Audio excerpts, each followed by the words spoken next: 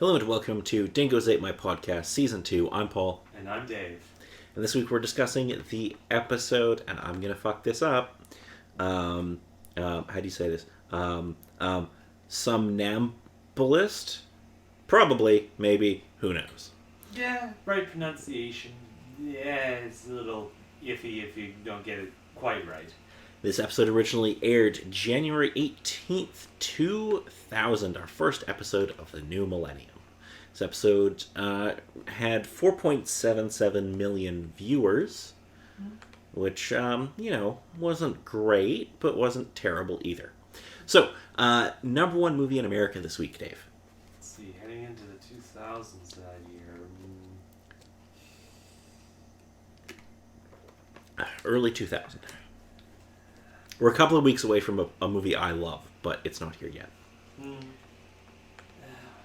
Any idea? Yeah, nothing's immediately coming to mind. I wouldn't expect you to know this movie, just because I don't think you've ever seen it. It's a movie called Next Friday, starring Ice Cube. On the one hand, I'm not surprised, It's especially since I was most likely 10 at the time. It's a stoner comedy. Yeah, I would most likely not even know it. Even from now, it's like, yeah, no, not much knowledge within any of the stoners until that particular time, and that's still a couple of years away. Alrighty. Now, number one song in America this week. Any guesses?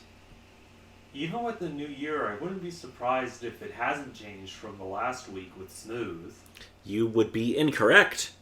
There's a new song on top of the charts, and it is What a Girl Wants by Christina Aguilera. Honestly, I'm not really surprised because just hearing that, it's immediately playing in my head now. And it's like... Here's the funny thing. You immediately know the song. It was only at the top of the charts for 2 weeks. Yeah. Well, also being a kid at the time and going to any sort of school dances, that was most likely on the playlist. That and the 17 other particular songs that everybody played. Okay, so we only have 2 video games to discuss. Yeah, around that time of the year. But they're 2 freaking whoppers. So, January 24th, it was when both of them were released, which is technically before the next episode, so I'm going with it, otherwise we'd have nothing. One is on the Dreamcast. It's only on the Dreamcast now, but it will later come to the GameCube, PS2, and Windows. Okay, it'll be re-released in this time. Yes. It also was previously released in the arcade. It's a little game called Crazy Taxi. Oh my gosh.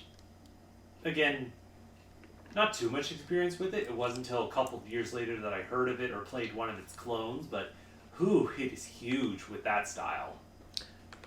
Yes. Yes, it is. Also on the 24th, in case you weren't into Crazy Taxi, but you wanted a party game, there's a North American release. Technically, we already discussed this game, but this is when it came out in North America. Mario Party 2. Ooh, the big 2. Yes, Mario Party 2. Which, surprisingly as it was, I skipped. We got the case with the first Mario Party and had that, but it wasn't until 3 that I was actually able to snag a copy as a kid. Yeah, I rented the first one, and I don't think I played any of the other ones. I've never owned a Mario Party game. Anyway. Alright, so this episode. Okay. So, we start off with a woman running through the night, under a bridge, splashing through a puddle, reflecting the moon. Looking behind her in terror, she slides to a stop, eyes wide with terror, as someone steps in front of her, grabs her throat. The figure uses a metal finger claw thingy to cover her mouth with a shushing expression. Then cuts her cheek with it before biting her and draining her blood. When the figure looks up after dropping his dead victim, it's Angel in the full vamp face. We see Angel wake up from this apparent dream shaken, and we see Kate arrive at the crime scene of this dead body, which is real. We know it's not a dream. This person's actually dead. So, we see that there's been a cross scratched into her face on the left cheek, and obviously drained of blood. Kate announces that this has been done by the same guy, as this is the third victim. So we can therefore assume that there is some kind of serial killer afoot, and it might be Angel. Although it clearly isn't. Yeah, no. Like, in certain sort of cases, like, yeah, but in other cases, no. Just, no. So, Angel finds out about this. He basically goes, I might be killing people in my sleep. Fuck. Wesley shows up and he's like, Angel will be killing people.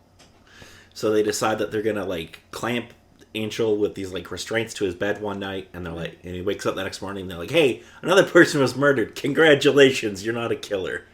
It's like, it's not great for the person who's dead, but still, you're not the killer. So we find out that it is actually a vampire that Angel sired. Fun little note, did you recognize this person? I did. The name escapes me, but he's fairly iconic, as it is nowadays. Yes, it is guest star Jeremy Renner, who, is Hawkeye. Yes. Yes. So they have, basically, in this episode, Kate is going to find out that, vampires are real after Angel, well, she gets attacked by Angel's, the guy Angel sired, I can't remember his name. Yeah, the name escapes me if it was even given. Penn. So Angel fights him off because he goes to attack Kate, and then she's like, what the fuck?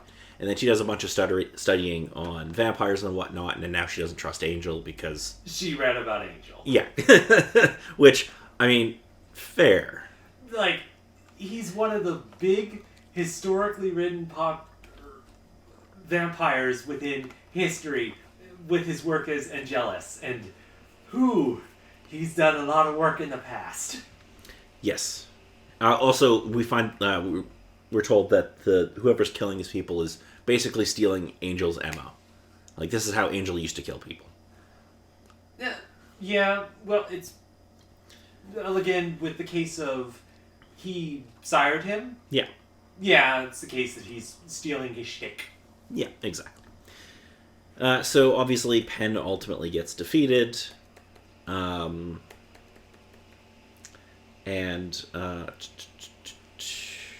yeah, and at the end of the episode, Cordelia doesn't hesitate.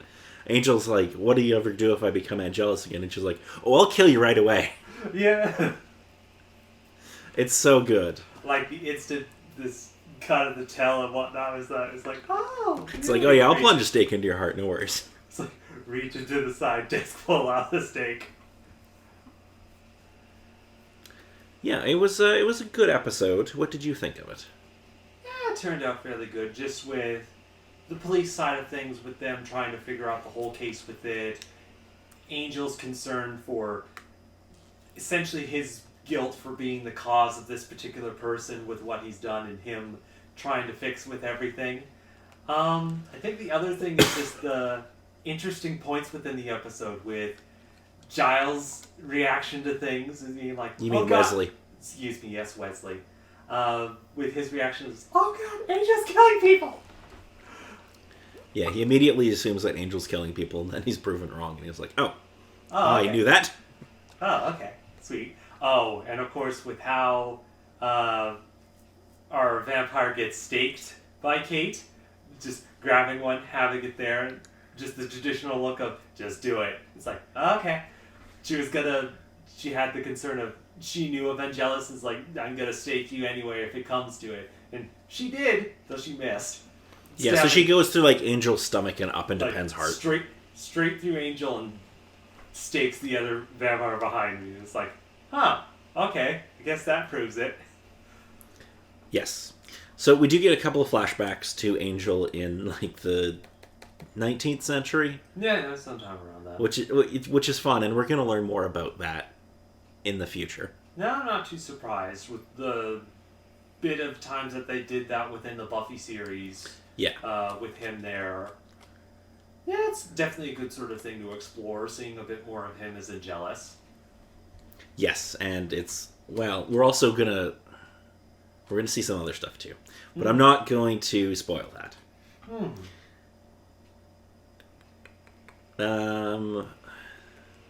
Stupid internet being slow. Alright, so international titles time. Ooh. Anything interesting? Well, yeah, actually, the German one's pretty good. The German title translates as Shadow of the Past. Ooh. Which isn't bad. No, it's not bad at all. What else is there about this episode? I don't think there's anything terribly interesting otherwise. So, if you have nothing else to add about this episode, next week... Well, this episode was kind of serious and pretty dark. We're going to go for something a little more lighthearted next week. It's an episode entitled Expecting. There's a couple images that come to mind. Oh, it's going to be some good bollocks. All right. Cordelia is going to go out for a night on the town. She invites a young, charming man back home, and she wakes up in the morning heavily pregnant. Huh. Like 8.5 months. Like about to pop. That doesn't seem physically possible. But then, of course, this is Angel, so... Yes. And it is going to be good. So until next time, I'm Paul. And I'm Dave.